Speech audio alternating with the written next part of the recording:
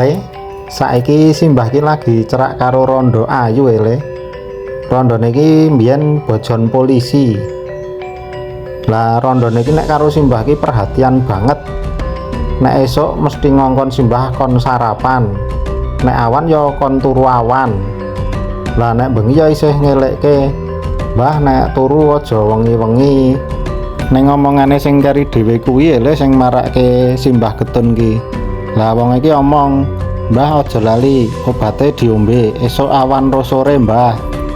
Lah dalah jebule ketemu rondone kuwi simbah nang puskesmas pas nambake boyok kae le. Lah wong iki perawate simbah jebule. Saka kedadean iki iso tok nggo sinau ya le. Nek wong ki aja sok gegeden rumangsa.